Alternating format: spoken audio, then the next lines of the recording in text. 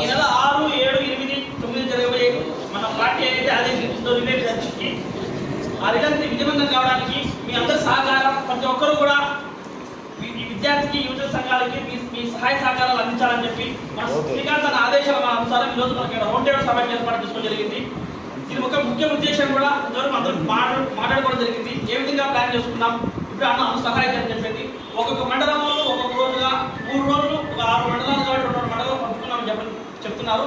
ఇదే విషయాన్ని కూడా శ్రీకాంత్తో ఒకసారి మీరు మాట్లాడి, సార్ మనం ఒకసారి కలిసి అందరూ ఒకసారి మాట్లాడి ఈ కార్యక్రమాన్ని ఏ విధంగా చేసుకోవాలా, ఫస్ట్ 6వ తేదీ ఏ విభాగాలు కూర్చోవాలా, టౌన్లో కూర్చోవాలా, 2వ తేదీ ఏదో కూర్చోవాలని ప్లాన్ చేద్దాం.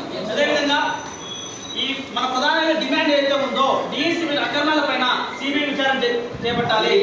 మంత్రి నారా లోకేష్ వెంటనే రాజీనామా చేయాలా, ప్రధానమైన డిమాండ్ ఇది. దీంతో పాటు ఫీజు లిమిట్స్ పదవి కూడా దాదాపు 9,000 కోట్ల రూపాయల ఫీజు లిమిట్స్ ఇటు విద్యార్థులు ఇబ్బంది పడుతున్నారు, మరోవైపు కళాశాల యాజమాన్యాలు అయితే ఇబ్బంది పడుతున్నాయి.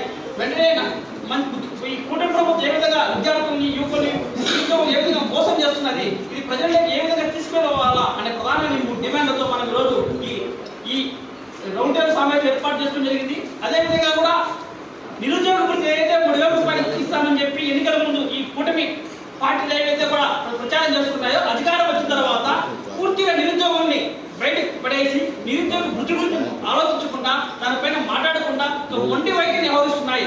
ఈ మొండి వైఖరి కూడా నశించాలని చెప్పేసి కూడా వెంటనే నిరుద్యోగ వృత్తిని కూడా విద్యార్థులకు, యువకులకి నిరుద్యోగం అందే విధంగా కూడా మనం కూడా ఈ పార్టీ కూడా డిమాండ్ చేస్తుంది. ఈ 3 డిమాండ్లతో మనం పెద్ద ఎత్తున 3 రోజుల కార్యక్రమం చేస్తున్నాం.